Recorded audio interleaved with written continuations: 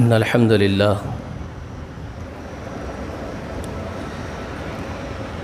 لله نحمده ونستعينه ونستغفره ونعوذ بالله من شرور أنفسنا ومن سيئات أعمالنا من يهده الله فلا مضل له ومن يضلله فلا هادي له وأشهد أن لا إله إلا الله وحده لا شريك له وأشهد أن محمدا عبده ورسوله أرسله بالحق بشيرا ونذيرا وداعيا إلى الله بإذنه وسراجا منيرا أما بعد فإن خير الحديث كتاب الله وخير الهدي هدي محمد صلى الله عليه وآله وسلم وشر الأمور محدثاتها كل محدثة بدعة وكل بدعة ضلال وكل ضلالة في النار وأعوذ بالله السميع العليم من الشيطان الرجيم يا بني إسرائيل اذكروا نعمتي التي أنعمت عليكم وأني فضلتكم على العالمين واتقوا يوما لا تجزي نفس عن نفس شيئا ولا يقبل منها عدل ولا تنفعها شفاعة ولا هم ينصرون وإذ ابتلى إبراهيم ربه بكلمات فأتمهن قال إني جاعلك للناس إماما قال ومن ذريتي قال لا ينال أحد الظالمين۔ ہر قسم کی تعریف، حمد و ثنا، بڑائی و بزرگی اللہ وحدہ لا شریک کے لیے لائق و زیبا ہے۔ درود و سلام ہو تمام انبیاء و تمام مرسلین پر، اور خصوصاً اللہ کی بے شمار رحمتیں و برکتیں نازل ہو نبی آخر الزمان سید المرسلین و رحمت للعالمین خاتم النبیین و محمد الامین صلی اللہ علیہ وآلہ وسلم پر۔ بعد درود و سلام کے اس مہینے کی طرف چلتے ہیں، اور خصوصاً یہ آنے والے 10ویں دن کی طرف۔ 10واں دن آئے گا، اس کی تیاری اب سے ہی لوگ کر رہے ہیں۔ بازار انسانوں سے زیادہ جانوروں سے بھرے ہوئے ہیں۔ ہمارا تو سارا محلہ جانوروں کا محلہ ہو گیا ہے۔ ہر گلی کے اندر بڑے بڑے بیل بندھے ہوئے، اب شاستری پورم کو لوگ یہاں سے جا کے خرید رہے ہوں گے، مشہور بھی ہو گیا بیلوں کا بازار۔ تو یہ ساری تیاریاں ہیں کہ بقرہ عید آئے گی، گوشت کھانے کا دن آئے گا، مسلمان جانور ذبح کریں گے اور گوشت کھائیں گے، عید منائیں گے، خوشیاں منائیں گے۔ لیکن 100 میں سے 90 مسلمانوں کو یہ نہیں معلوم ہے کہ یہ جانور ذبح کیوں کر رہے ہیں۔ صرف یہ معلوم ہے کہ جانور ذبح کرنے کی عید ہے ہماری۔ پھر بھی حیدرآباد الحمدللہ ہمارا جو شہر ہے بہت غنیمت ہے، اللہ کا بہت بڑا احسان ہے ہمارے شہر پر کہ یہاں اللہ والے لوگ پیدا ہوئے، علم کی تبلیغ ہوئی ہے تو لوگ جانتے بھی ہیں۔ آپ جائیے اوپری حصے میں ہندوستان کے نارتھ انڈیا میں اور پوچھیے تو کچھ بتا سکتے ہیں کہ دیکھیے۔ اس سے اور اوپر جائیے، ملک کے بارڈر کو پار کر لیجئے، ملک کا بارڈر پار کر لیجئے تو وہاں کے عالم ہے جانتے ہیں۔ 90 لاکھ کا بیل بک رہا ہے، 1 کروڑ کا بیل بک رہا ہے بارڈر کے اس پار، جو مسلمانوں کے نام پر، اسلام کے نام پر ایک ملک بنا لیے تھے، اور نام بھی ایسا دیے، استھان بھی کیسا، پاکستان۔ اب کتنی پاکی وہاں بچی ہے، اب ذرا جا کے دیکھ لیجئے آپ۔ بے شمار وہاں کے ویڈیوز گشت کرتے ہیں ہمارے معاشرے میں، پوچھنے والا ان کو انبیاء کے نام پوچھتا ہے تو ان کے باپ کو بھی نہیں معلوم۔ یہ حالت ہے اس وقت مسلمانوں کی۔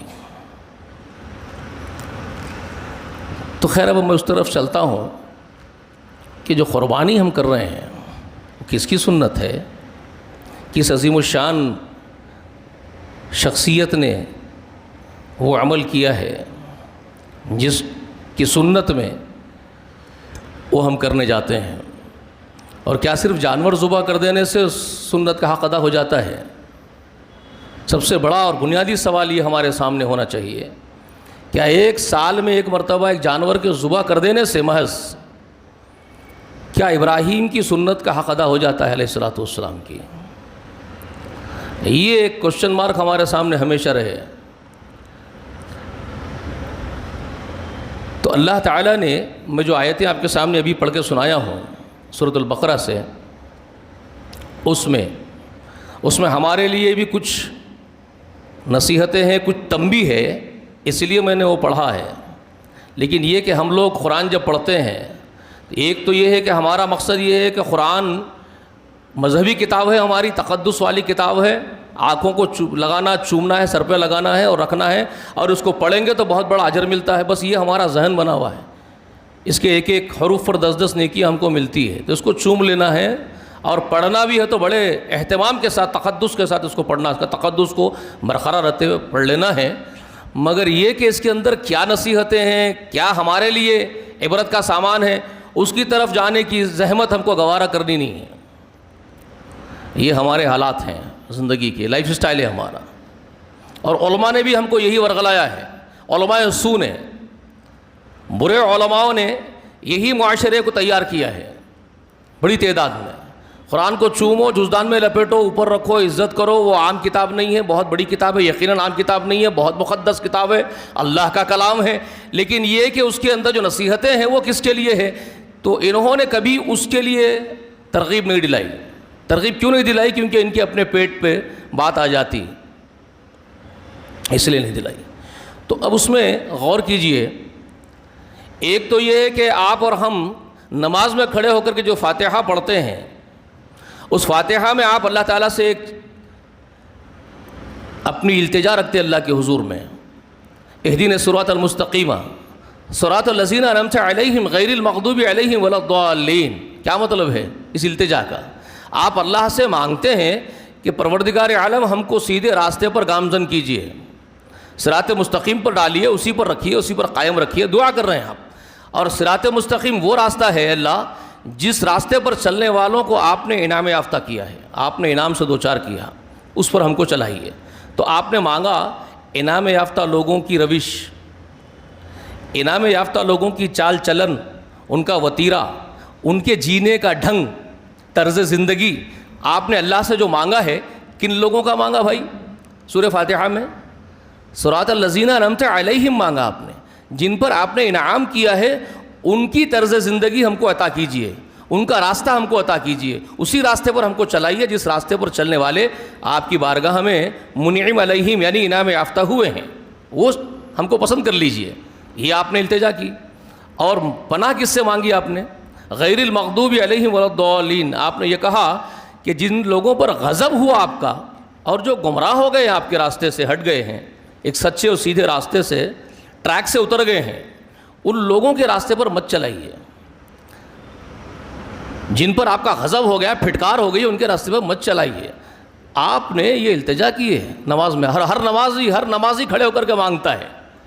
میں سمجھتا ہوں اسی لیے ان علماء سو نے بہت بڑی امت کی تعداد کو سورہ فاتحہ سے محروم کر دیا تاکہ یہ مانگنا بند کر دے لوگ، مجھے ایسا لگتا ہے۔ یہ عظیم نعمت اللہ سے مانگنا کم سے کم کر دے لوگ، اس لیے کہا امام کے پیچھے نماز پڑھ رہے ہو تو فاتحہ مت پڑھو۔ اس کا مطلب یہ اکیلا امام مانگتے رہے گا، باقی جتنی سینکڑوں کی تعداد میں پیچھے پڑھ رہے ہیں وہ اللہ سے مانگے گے ہی نہیں۔ یہ بھی ایک بہت بڑی سازش کا حصہ ہے یہود و نصارہ کی اور ملحدین کی، جو ان کو تیار کیا ایجنٹس کو، کہ یہ نعمت اللہ کے حضور میں مانگنے سے ہی محروم کر دو ان کو۔ اور اکثر جماعت کے بغیر نماز تو پڑھتے نہیں، جماعت کے ساتھ ہی نماز پڑھتے ہیں پورے کے پورے مرد، 5 وقت کی نماز برابر بجماعت 40 دن لے جائیں گے، 4 مہینے لے جائیں گے، پکے نمازی بنائیں گے آپ کو، بجماعت نماز پڑھنے کا عادی بنائیں گے امام کے پیچھے، اور امام کے پیچھے فاتحہ سے محروم کر دیں گے آپ کو، پڑھنا ہی نہیں آپ، اتنی عظیم دعا سے آپ کو محروم کر دیں گے، آپ کو کرنا ہی نہیں ہے، امام کر رہا آپ کے لیے ہو جائے گی، امام کھا لے گا تو آپ کا پیٹ بھر جائے گا۔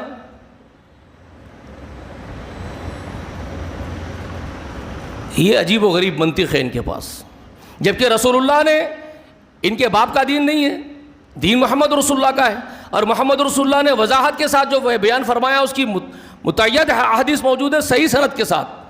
لا صلاۃ لمن لم یقرأ بفاتحۃ الکتاب، اس کی نماز ہی نہیں ہوتی جس نے فاتحہ نہیں پڑھا، لیکن نہیں پڑھنے دیتے یہ آپ کو،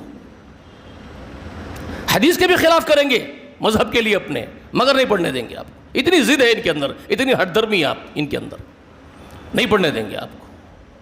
تو یہ دعا سے محروم کر دیں گے، جو دعا اتنی عظیم دعا ہے جو آپ مانگ رہے ہیں. اہدنا الصراط المستقیم صراط الذین انعمت علیہم غیر المغضوب علیہم ولا الضالین. اب یہی تو دعا کا جواب ہے پورا قرآن. پورا قرآن مقدس آپ کے انہی الفاظ پر مشتمل جو آپ نے بھیک مانگی ہے اس کے حضور میں اپنی جھولی پسار کر کے، اور وہ مصلی پہ کھڑے ہو کر کے مخاطبت. نماز کیا ہے؟ رسول اللہ نے کہا کہ نماز مومن کی معراج ہے. اللہ سے باتیں کرتا ہے مصلی، اللہ سے گفتگو ہوتی ہے ایک مصلی کی. مصلی پہ کھڑے ہوتا ہے تو اللہ سے بالراز باتیں کرتا ہے. خطابت کا صیغہ ہے سیدھے سیدھے. اسی لیے دنیا کی ہر چیز حرام ہو جاتی ہے تکبیر تحریمہ کے بعد. تکبیر کو تحریمہ کیوں کہا گیا جانتے ہیں نا؟ اللہ اکبر پہلی تکبیر کو. تحریمہ کا مطلب یہ ہے کہ دنیا کا ہر کام حرام ہو جائے، سلام تک صرف اللہ اور بندہ ہے. اتنی عظیم عبادت ہے وہ جو معراج ہے مومن کی، جس میں اللہ سے بالراز باتیں ہیں ایک غلام کی اس کے بدلے کی، اور بالراز وہ مانگ رہا ہے. تو اس سے محروم کر دیا انہوں نے. ذرا غور کیجئے کتنی بڑی سازش ہے یہ، مگر یہ پڑھ لے کسی کا پڑھتی نہیں ہے. اتنی گہری اور بڑی اور خطرناک سازشیں ملت کے خلاف ہوئی ہے زمین کی پشت پر، لیکن لوگوں کو یہ پڑھ لے پڑھی نہیں کبھی. بڑے حسن زن کی باتیں کرتے ہیں. نہیں بھائی میانہ روی اختیار کرو، ذرا سنجیدگی سے بات کرو. آپ لوگ بہت متشدد ہیں.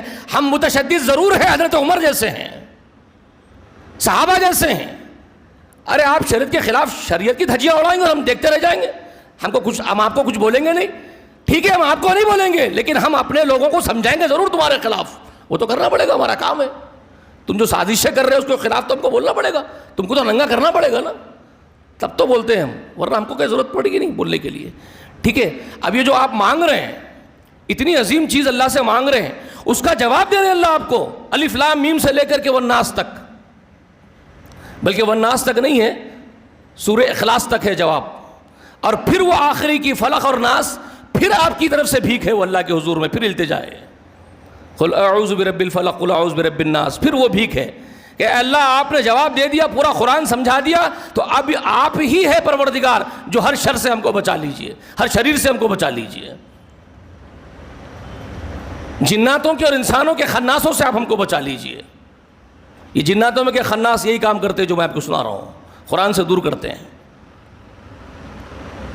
ان سے بچانے کی دعا ہے. اخیر میں جو ہے موعظتین جس کو کہا جاتا ہے وہ پھر التجا ہے. تو اب یہ جو جواب آپ کو دیا گیا الف لام میم سے لے کر کے اخلاص تک، آپ کیا مانگے تھے؟ انعام یافتہ لوگوں کا ساتھ. کون ہے انعام یافتہ لوگ؟ کن پر ہوا انعام اللہ کا؟ پورے ایک ایک انعام یافتہ شخصیتوں کو جو عظیم تھی، اشارتاً تو تمام کا بیان کر دیا، اور خصوصاً نام لے لے کر کے مخصوص ہستیوں کو جو بہت منتخب شدہ تھی اللہ کی، بہت خاص تھی، ان کا نام لے لے کر کے بیان کر دیا.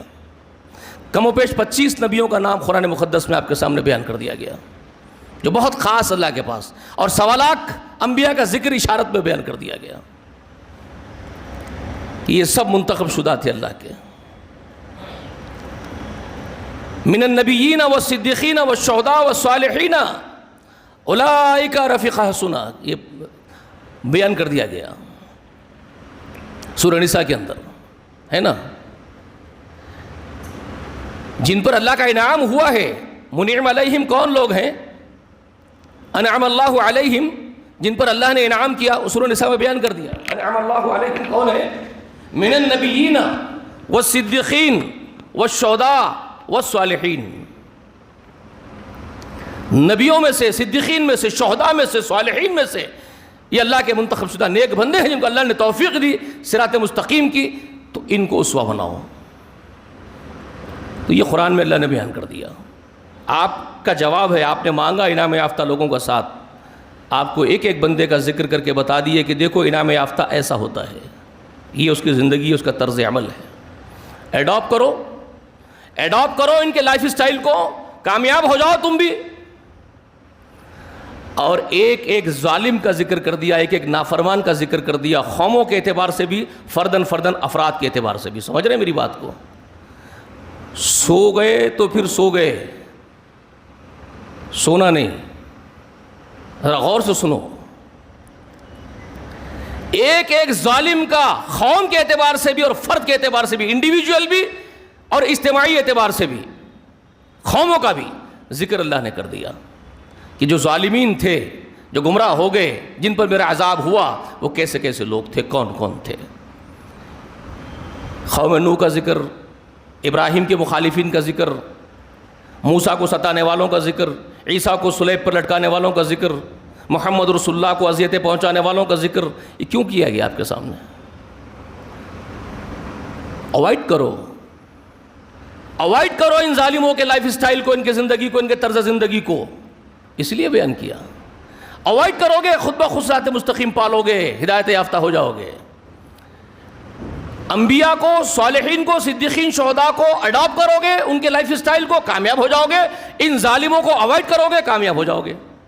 پورا قرآن مقدس آپ کو یہ سمجھا رہا ہے۔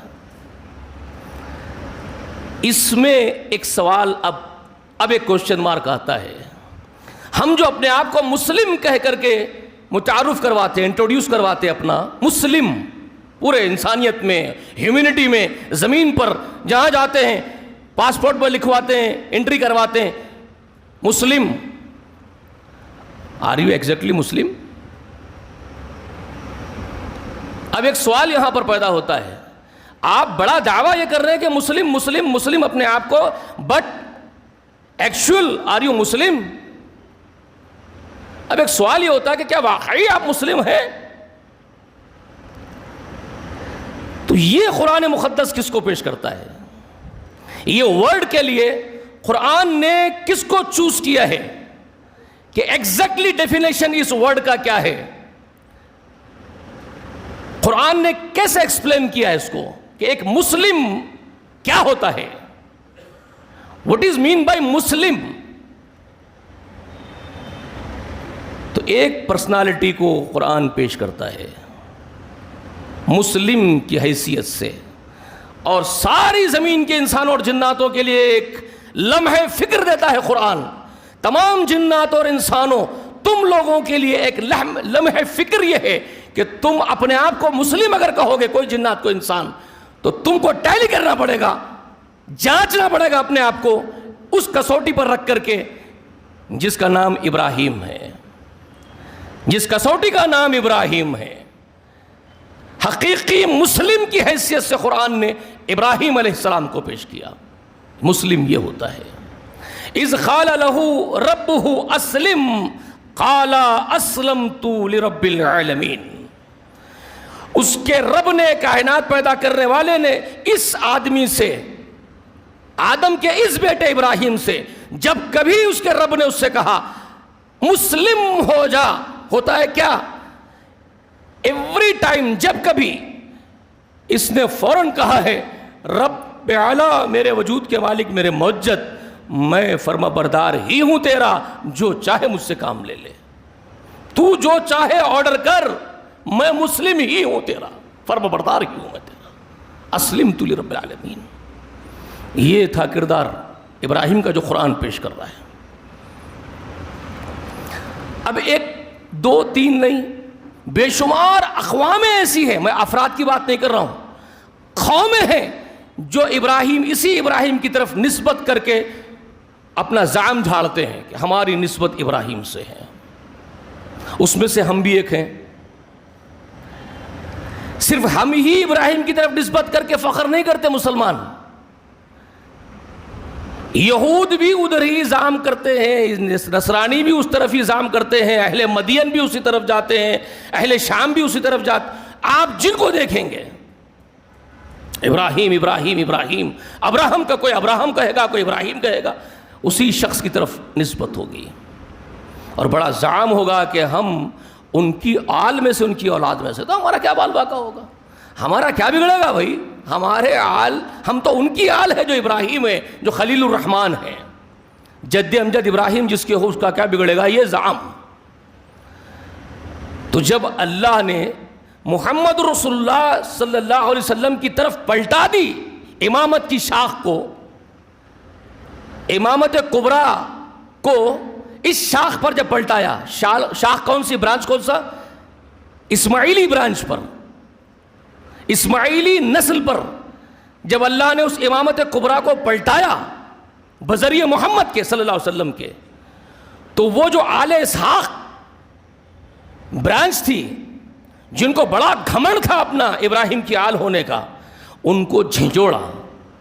ہم سے پہلے کی امت ہے، ہم سے پہلے زمین پر ذمہ داری ان کی تھی، کو جھنجھوڑا. کہا یا بنی اسرائیل اذکروا نعمتی التی انعمت علیکم، یعقوب کے بیٹو میری نعمتیں یاد کرو جو میں نے تم پر کی ہے. میں نے تم کو سارے عالم پر فضیلت دی تھی نا، میں نے عالم پر تم کو فضیلت دی تھی، اور تم نے کیا گل کھلائے. میرے چاہنے کا غلط کس طرح تم نے فائدہ اٹھایا، تم کو نوازنے کا تم نے کس طرح غلط فائدہ اٹھایا زمین کی پشت پر، تم نے کیسے گل چھرے اڑائے زمین کی پشت پر، اور کیا بربادیاں پیدا کی زمین کی پشت پر، تم نے کیا تباہی مچائی. ڈھکی چھپی نہیں ہے. قرآن نے تو بہت وضاحت کے ساتھ بیان کیا، اور تاریخ بھی بھری پڑی ہوئی ہے. تاریخ بھی ان کے جرائم سے بھری پڑی ہوئی ہے. ان کے جرائم کتنے ہیں گن نہیں سکتے آپ. انبیاء کو قتل کر دیتے تھے اپنے ہاتھوں سے. کس طرح ادھم مچایا تھا انہوں نے زمین کی پشت پر. آپس میں مار کھاٹ تو بہت عام بات تھی ان کے لیے. حکومت ان کی آ گئی تو ان کو مار دیے، ان کی آ گئی تو ان کو مار دیے. ظلم کی کوئی کسر باقی انہوں نے زمین پر چھوڑی نہیں تھی. اللہ نے اپنی نعمتیں یاد دلائی. اس کے بعد کیا کہا؟ واتقوا اللہ. کیا کہا؟ واتقوا یوما لا تجزی نفس عن نفس شیئا. اب ذرا غور کیجئے، اب یہ ان کے زعم باطل کی جڑ کاٹ رہے ہیں اللہ تعالیٰ.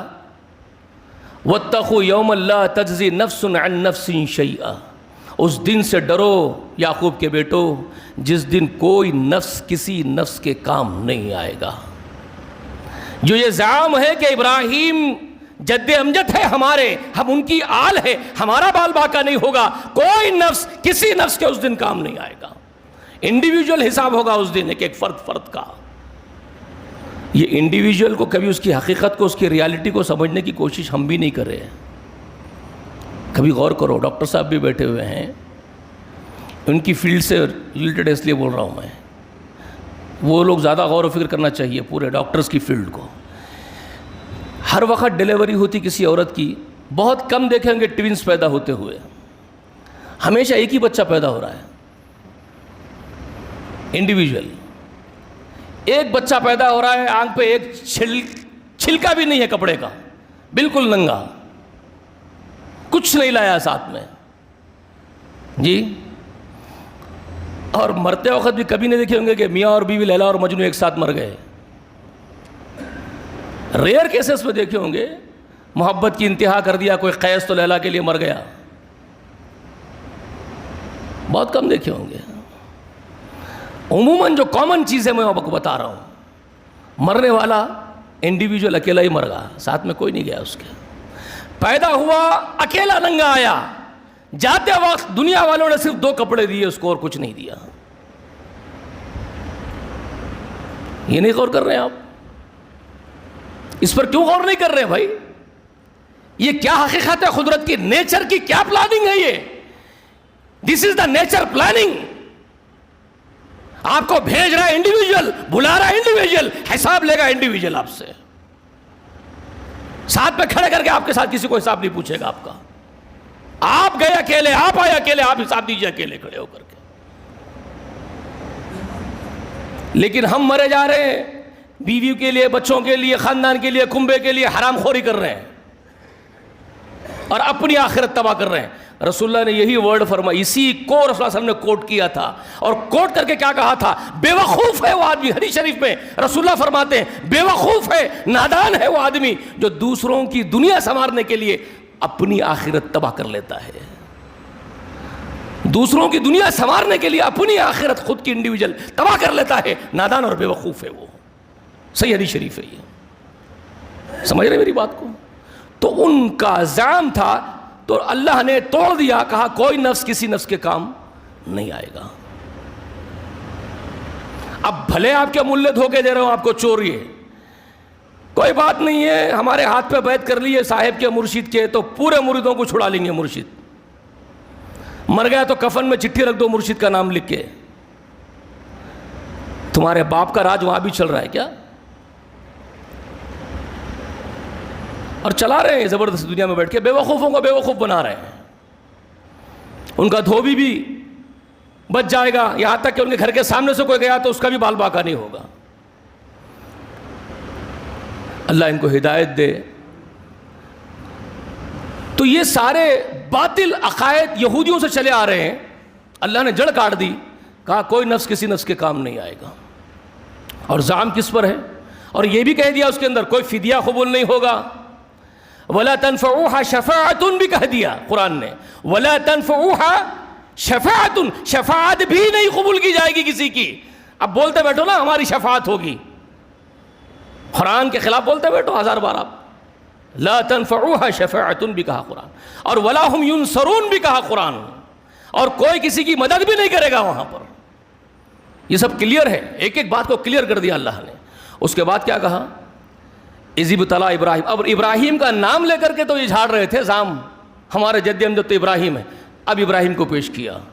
ابراہیم تو وہ ہے رے بابا جن کو اس کے رب نے بہت ساری باتوں میں آزمایا ہے. فَأَتَمَّهُنَّ, تو وہ ہر آزمائش میں اللہ کی پورا اترنے والا بندہ تھا.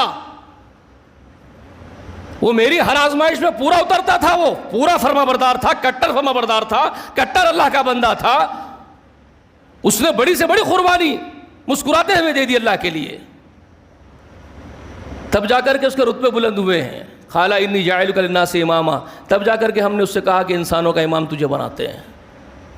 تو اس نے سوال بھی کیا, دعا بھی کی, وَمِن ذُرِّيَّتِي, میری اولاد کے لیے بھی ہو یہ منصب امامت کا. تو قبول تو کیا گیا, ہاں ابراہیم تیری اولاد میں ہی رکھیں گے امامت کبریٰ کا یہ منصب. لا ینال عہد الظالمین, لیکن یہ میرا عہد ظالموں سے نہیں رہے گا. اب ظالم بھی ہوں گے کیا ان کی اولاد میں؟ اب ایک سوال یہ ہے کہ کیا ان کے اولاد میں ظالم بھی آئیں گے کیا, جس کا ذکر اللہ کر رہے ہیں یہاں پر ابراہیم سے. شرط لگا رہے ہیں ابراہیم کو ان کی دعا پر, ظالموں سے میرا عہد نہیں رہے گا. تو جب اللہ تعالیٰ کسی بات کی شرط لگا رہے ہیں تو بیکار کے لایانی شرط نہیں لگاتے اللہ, جو ہونے والی نہیں ہے. کلیئر ہے کہ ان کی اولاد میں ظالمین آئیں گے تبھی تو شرط لگا رہے ہیں. شرط یہ ہے کہ تیرے اولاد کے ظالمین سے میرا عہد نہیں رہے گا. کون ہوں گے وہ؟ سورہ صافات پڑھیں گے, ایک بڑے بیٹے کا ذکر سورہ صافات میں کرتا اللہ تعالیٰ. بشرناہ بغلام حلیم, ہم نے اس کو ایک بشارت دی بردبار حلیم بیٹے کی. اب اس بیٹے کے بارے میں کہتا ہے فلما بلغ معه السعی, وہ بیٹا جب باپ کے ساتھ صحیح کرنے کی عمر کو پہنچ گیا, باپ کو خواب میں دکھایا بیٹے کو ذبح کر رہا ہے. باوا ابراہیم اسماعیل کو بلائے, پوچھے بیٹے یا بنی انی اری فی المنام انی اذبحک فانظر ماذا تری, بچے میں دیکھ رہا ہوں تجھے ذبح کرتے ہوئے خواب میں دیکھ رہا ہوں, کیا خیال ہے تیرا میرے بیٹے, تو کیا بولتا ہے اس معاملے میں؟ کیونکہ نبی کا خواب وحی ہوتا ہے, تو کیا بولتا ہے میرے بچے؟ قال یا ابت افعل ما تؤمر ستجدونی انشاءاللہ من الصابرین. وہ بیٹا بھی کیسا عظیم بیٹا ہے جس کو اقبال نے کوٹ کر کے کہا تھا, سکھائے تھے کس نے اس کو فرائض فرزندی یا اس طرح کا کچھ شعر ہے, اس کا مجھے یاد نہیں آ رہا اقبال کا, کس نے سکھائے تھے اس کو یہ اخلاق, یہ کردار. یہ من اللہ آسمان سے وحی کے ذریعے سکھائے جا رہے ہیں, الہام کے ذریعے سکھائے جا رہے ہیں, تیار کیے جاتے اللہ کے نبی بندے.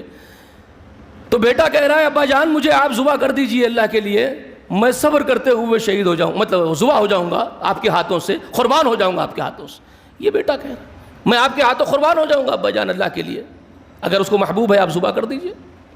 فلما اسلم, جب باپ بیٹوں نے اس بات کو تسلیم کر لیا, یہ اسلام کی انتہا ہے. فلما اسلم, یہ اصل اسلام ہے.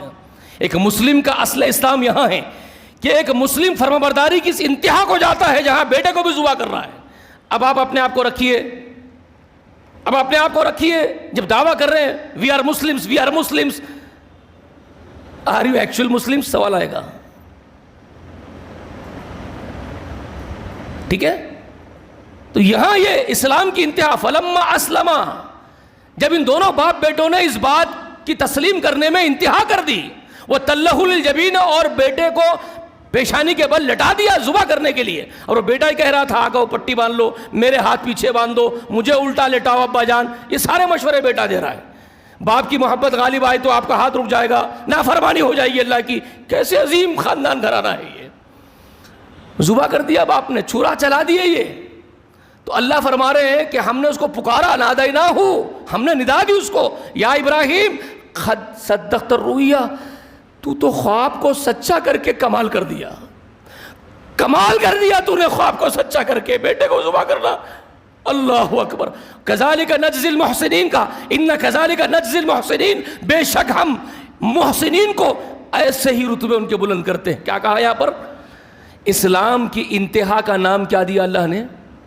احسان، جو حدیث جبریل میں ہے نا، پہلا درجہ اسلام، دوسرا ایمان، تیسرا احسان۔ اور یہاں اللہ نے کیا کہا سورہ صافات میں؟ فلما اسلم، جب انہوں نے اسلام کا کمال دکھا دیا، ان کذالک نجزی المحسنین، تو ہم ان محسنوں کو ایسا ہی رتبہ دیتے ہیں، محسن بن گئے دونوں، احسان کے درجے پر فائز ہو گئے، سب سے بلندی پر اللہ کے قریب۔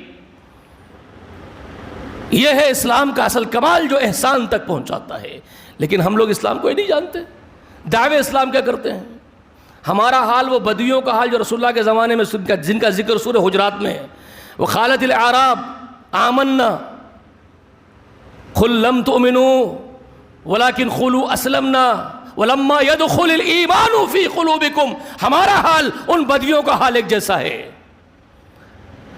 جو یہ دعویٰ کر رہے تھے کہ ہم بھی ایمان لائے ہیں، تو اللہ نے کہا ہے محمد ان سے کہو تم ایمان نہیں لائے ہو، یہ بولو کہ ابھی مسلمان ہو کر کے اس شروع بیسک پر قدم رکھے ہو، پہلی سیڑھی پر، ابھی اسلام کے دائرے میں داخل ہوئے ہو، ابھی ایمان تمہارے اندر داخل ہی نہیں ہوا۔ کہاں دعوے کر رہے ہیں۔ اور ہمارے یہاں کے جھوٹے جو مکار اور غدار صوفی ہے، وہ تو احسان کا دعویٰ کرتے ہیں، جھاڑوں پہ الٹا لٹک کے، ایک پیر پہ کھڑے ہو کے مرغے کی طرح عبادت کر کے، وہ سمجھتے ہیں کہ ہم احسان کے درجے کو چلے گئے، حلول ہو گئے، اللہ ہمارے اندر آ گیا، ہمارا اس کا عقیدہ۔ کیا کیا لوگ پیدا ہو گئے ہیں محمد رسول اللہ کی ملت کے اندر، غور کیجئے کیسے کیسے لوگ آ گئے۔ یہ اسلام کی انتہا تھی فرمانبرداری کی، جو دونوں باپ بیٹوں نے وہاں مظاہرہ کیا۔ تو اللہ نے فرمایا وَإِنَّ هَذَا لَهُوَ بَلَاءٌ مُبِينٌ، اللہ نے کہا کہ بے شک یہ تو بہت بڑی کھلی ہوئی آزمائش تھی ابراہیم، ایسی آزمائش نہ کسی کی ہوئی نہ ہوگی، ایسی آزمائش تھی تیری یہ۔ وَإِنَّ هَذَا لَهُوَ بَلَاءٌ مُبِينٌ کہا، اس کے بعد کیا کہا؟ فَدَيْنَاهُ بِذِبْحٍ عَظِيمٍ، ہم نے اس کو جنت کا ایک عظیم ذبیحہ عطا کیا، دمبے کی شکل میں۔ جبریل امین دمبا لائے، فوراً سے ان کے بیٹے کو ہٹائے، چھرے کے نیچے دمبے کی گردن لگوائے، وہ ذبح ہوا۔ اس کے بعد اللہ نے کہا وَتَرَكْنَاهُ عَلَيْهِ فِي الْآخِرِينَ، ہم نے اسی سنت کو آنے والی انسانیت کے بیچ میں باقی چھوڑ دیا۔ کس سنت کو؟ ابراہیم کی سنت کو۔ اور تخفیف اور رحم کا معاملہ کیا ہوا؟ جنت سے ایک دمبا بھیجا گیا ذبیحہ،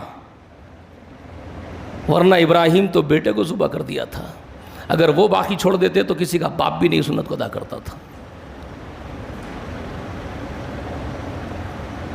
یہ بتایا اللہ نے، یہاں یہ بتایا کہ اصل بندگی کی انتہا کہاں ہوتی ہے عبدیت کی۔ ایک بندے کی بندگی کی انتہا، فرمانبرداری کی انتہا کہاں تک پہنچتی ہے بذریعہ مسلم کے دیکھنا ہو۔ ایک مسلم، حقیقی مسلم، پورا مکمل مسلم، ابراہیم کو دیکھو، ابراہیم کو دیکھو، انہ کان حنیفا مسلما، یقیناً وہ سب سے کٹنے والا مسلم تھا۔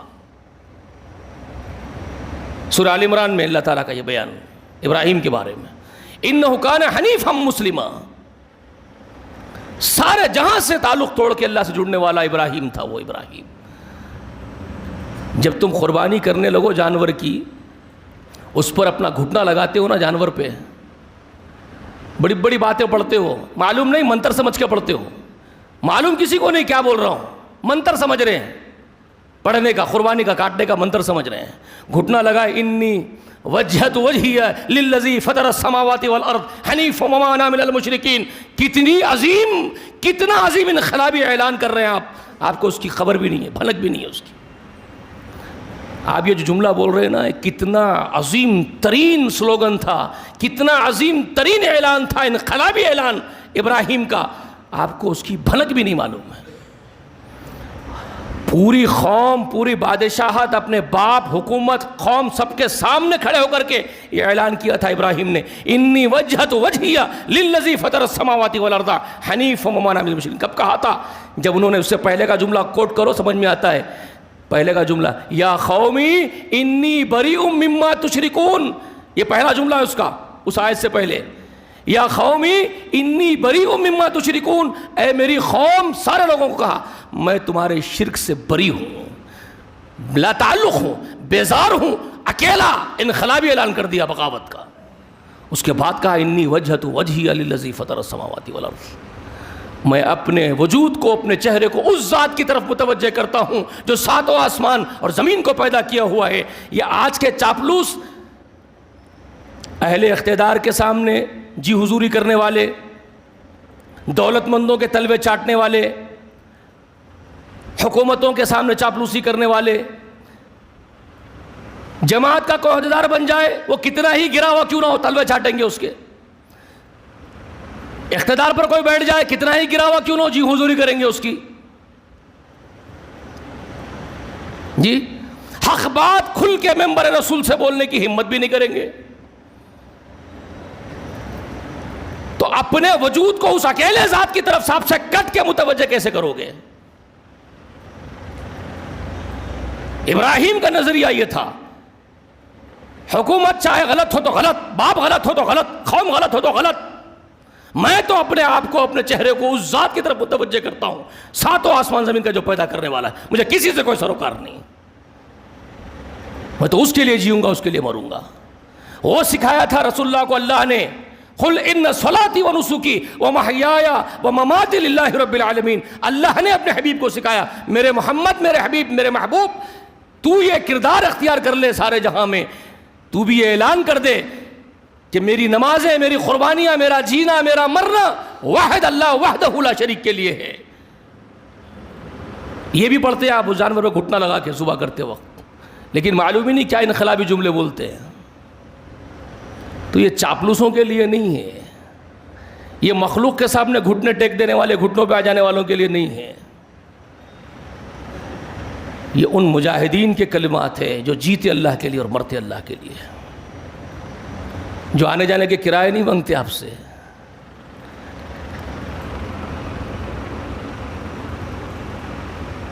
یہ مخلوق کے غلاموں کا کام نہیں ہے، یہ خالق کے غلاموں کا کام ہے۔ پہلے یہ سمجھ لیجیے یہ کتنی عظیم عبادت ہے قربانی جو کر رہے ہیں آپ۔ یہاں اللہ نے پیش کیا تھا، اس بڑے بیٹے کا ذکر کرنے کے بعد چھوٹے بیٹے کا ذکر کیا تھا، اس پورا ذکر ہو جانے کے بعد قربانی کا، سورہ صافات پڑھ رہا ہوں میں آپ کو، بشرناہ باسحاق نبی من الصالحین، یہ پورے واقعے کے بعد سلام علی ابراہیم انہ من عبادنا المؤمنین، یہ سب بیان کر دیا، ابراہیم پر سلام ہو، وہ ہمارا مومن بندہ تھا، یہ واقعہ پورا قربانی کا بیان کر دیے۔ اس کے بعد کہتے وہ بشرناہ باسحاق نبی من الصالحین، ہم نے اس کو اسحاق کی بشارت دی جو نیک صالح نبی پیدا ہونے والا اس کی بطن سے، اس کی بیوی کے۔ سارا کو فرشتے آ کر کے اس کی خبر دی، اس کا ذکر سورہ انبیاء کسی اور صورت میں مجھے یاد نہیں آ رہا ہے، قرآن مقدس میں ہے، فرشتے آ کر کے خبر دے رہے ہیں سارا کو، منہ چھپا رہی ہے، اللہ نے پورا کلیئر اس کا واقعہ بیان کر دیا۔ اسحاق کا کتنے سال چھوٹے ہیں؟ 13 سال، فلما بلغ معہ السعی، جس کی عمر ہوتی ہے باپ کے ساتھ سعی کرنے کی، 13-14 سال کی عمر میں اسماعیل ذبیح اللہ ہو گیا، تب جا کر کے اسحاق پیدا ہوا ہے۔ بشرنا باسحاق نبی من الصالحین، تب جا کر کے یہ نبی اسحاق علیہ السلام پیدا ہوئے، عظیم الشان نبی ہے یہ بھی اللہ کے، ان کی بشارت دی۔ اللہ نے کہا بارکنا علیہ، ہم نے ابراہیم پر بھی برکتیں دی، اور وعلی اسحاق، اور اسحاق پر بھی ہم نے برکتیں نازل کی تھی۔ اس کے بعد اللہ نے کیا کہا ان دونوں کے بارے میں، ابراہیم اور اسحاق کے بارے میں، وہ ذریتہما محسن و ظالم لنفسہ مبین، کیا کہا؟ وہ ذریتہما، اور ان کی اولادوں میں، ابراہیم اور اسحاق سے جو اولادیں پیدا ہوں گی زمین میں، ان کی اولادوں میں محسن بھی ہے، وہ ظالم لنفسہ مبین بھی ہے، اور کھلا اپنے ذاتوں پر، اپنی جانوں پر ظلم کرنے والے بھی ان کی اولادوں میں پیدا ہوں گے۔ کس کی اولاد میں؟ اسحاق کی۔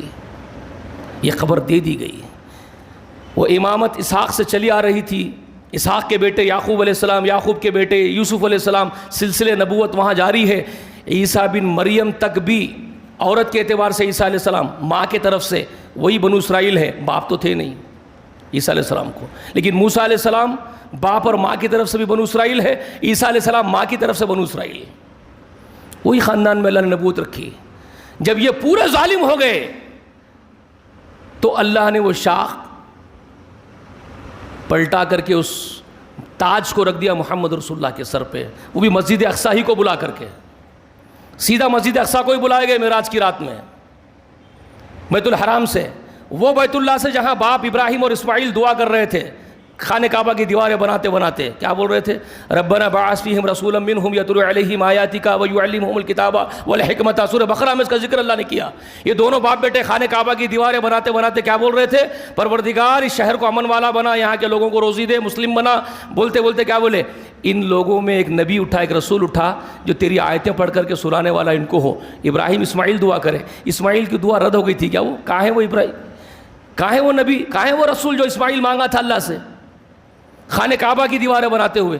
وہ اللہ کی مشیت اور حکمتیں ہیں جو اللہ اٹھا کے رکھا تھا اس دعا کو ہزاروں سال تک۔ جب یہ پورا ظالم ہو گئے تو معراج کے دن سیدھا بیت المقدس کو بلایا، جہاں یہ اسحاق کے پورے بیٹے امامت کر رہے تھے، وہاں بلایا اسماعیل کے اس بیٹے کو، بلا کر کے جبریل سے کہہ دیا گیا جتنے ہیں نبی جو آسمان سے اتار دیے گئے تھے 1.25 لاکھ نبی، ان سب کو پیچھے کھڑے کر دے، اور اب یہ اسماعیل کے بیٹے کو مصلی پہ کھڑا کر دے۔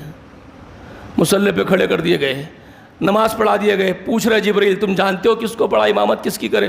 بول رہے مجھے کیا معلوم، مجھے نہیں معلوم۔ تب جبریل کہتے 1.25 لاکھ انبیاء پورے تھے، جس میں تمہارے ابا ابراہیم بھی تھے، تمہارے ابا آدم بھی تھے، سبھی تھے۔ 1.25 لاکھ انبیاء کی امامت کرائی آپ نے۔ یہ وہی تھا دن، یہ وہی دن تھا، ٹھیک ہے، جو وہ پوچھ رہے تھے ابراہیم انی جاعلک الناس اماما، جب بولے تجھے امام بناتا ہوں تو انہوں نے پوچھا من ذریتی، میری اولاد کو بھی ہوگا؟ لا ینال عہد الظالمین، ظالموں سے عہد نہیں رہے گا، ختم ہو جائے گا ابراہیم۔ وہ آیا ہے محمد کے مقدر میں صلی اللہ علیہ وسلم کے امامت کبریٰ، انسانوں کے امام، پیشوا، اور تمام انبیاء کے امام بنا دیے گئے، امام الانبیاء ہو گئے، امام المرسلین ہو گئے۔ ان کی قربانی آپ کر رہے ہو، انہوں نے سنت باقی چھوڑی ہے۔ اور قربان کرتے خود کیا بولتے تھے؟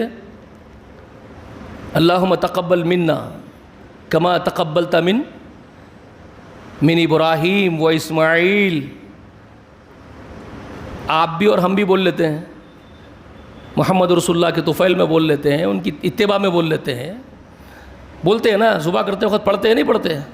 اللہم تقبل منا کما تقبلت من ابراہیم و اسماعیل و کما تقبلت من محمد صلی اللہ علیہ وسلم، بولتے ہیں نا، اللہ جس طرح آپ نے قبول کیا ابراہیم سے، جس طرح آپ نے قبول کیا اسماعیل سے، جس طرح آپ نے قبول کیا محمد رسول اللہ سے، ہمارے سے بھی اس کو قبول کر لیجئے۔ تمہاری اوقات بھی دیکھی کبھی؟ کیا تم ابراہیم کی ایک سنت کو بھی زندگی کی، جو قربانیوں کی اصل سنتیں ہیں، جو زندگی میں کئی چیزیں قربان کی انہوں نے، تم تیار ہو قربانیاں کرنے کے لیے؟ تم اسماعیل کے مقام پر پہنچنے کی کوشش کرتے ہو، یا اس کو چھونے کی کوشش کرتے ہو، اس کو محبت دل میں بساتے ہو، اس کردار کو، اس کو اڈاپٹ کرتے ہو؟ تم محمد رسول اللہ کی سنتوں کو اڈاپٹ کرتے ہو، زندگی میں بساتے ہو، ان سے محبت کرتے ہو، اٹھتے بیٹھتے چلتے پھرتے تم کو محمد رسول اللہ یاد رہتے ہیں؟ سوتے جاگتے، گھر سے نکلتے، گھر میں داخل ہوتے، مسجد میں گھستے، مسجد سے نکلتے، بیت الخلاء میں جاتے، بیت الخلاء سے نکلتے، بات کرتے، دکان پہ بیٹھے، غلے پہ بیٹھے، ڈیل کر رہے ہو، معاملات کر رہے ہو، عہد و پیمان کر رہے ہو، تم کو محمد یاد ہے کیا ہر معاملے میں زندگی کے؟ شادی کر رہے ہو، ولیمہ کر رہے ہو، تم کو محمد یاد ہے کیا صلی اللہ علیہ وسلم؟ پھر کیا حق سے جانور کے اوپر یہ بول رہے ہو کما تقبلت من محمد، جیسے تو نے محمد سے قبول کیا قربانی، مجھ سے بھی قبول کر لے، تیری اوقات ہے رے؟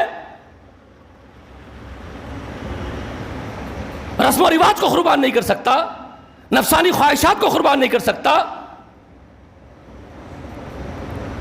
لالچیں قربان نہیں ہوتی تم سے، صرف جانور ذبح کر کے خوش ہو رہے ہو گوشت کھا کے۔ یہ بہت ساری چیزیں سمجھنے کی ہے، بہت وقت ہو گیا، آج 1:15 بج گیا، شاید گالیاں دیں گے مجھے سب کے سب، لیکن پہلے ہی معافی مانگ لیتا ہوں، معذرت۔ موضوع کچھ ایسے ہوتے ہیں کبھی کبھار جن کو سمجھانے میں وقت نکل جاتا ہے، تو آپ درگزر سے کام لیجئے، میرے اس میسج کو سمجھ لیجئے۔ اللہ سے دعا ہے کہ اللہ تعالیٰ کہنے سے سننے سے زیادہ ہم سب کو عمل کرنے کی توفیق عنایت فرمائے۔ اللہ جب تک ہم کو اس دنیا میں زندہ رکھے، حقیقی اسلام پر زندہ رکھے، ایمان کے ساتھ ہمارے کو زندہ رکھے، اور ہمارا خاتمہ بالخیر ہو۔ آمین۔ وآخر دعوانا ان الحمد للہ رب العالمین۔